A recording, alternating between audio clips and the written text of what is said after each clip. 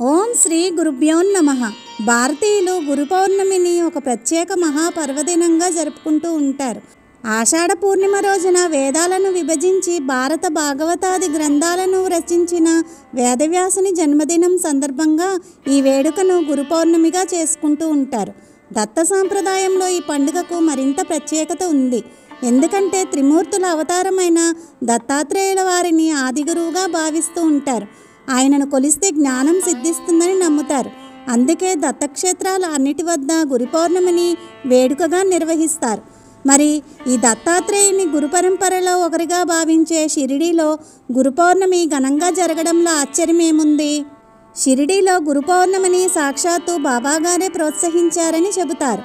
బాబాగారి సన్నిధిలో వినాయక్ సాటే అనే భక్తుడు ఉండేవాడు. బాబాను చూసేందుకు షిరిడీకి వచ్చేవారంతా ఈయన కట్టించిన సాటేవాడేలోనే దిగేవారు.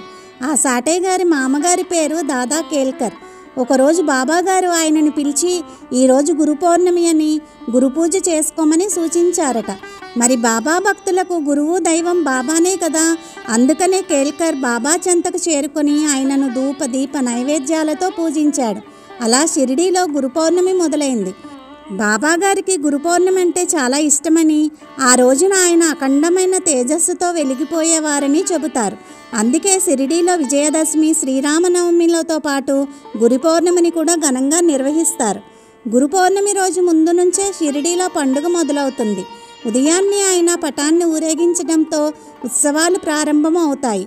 ఆ రోజు జరిగే రోజువారీ కార్యక్రమాలతో పాటుగా సాయంత్రం వేళ బాబా పల్లకి ఊరేగింపు ఉంటుంది.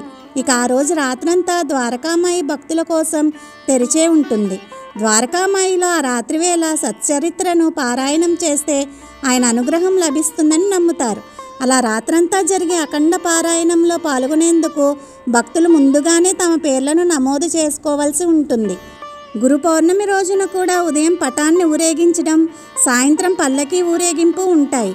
గురు పౌర్ణమి రాత్రంతా సమాధి మందిరం భక్తుల దర్శనార్థం తెరిచే ఉంటుంది.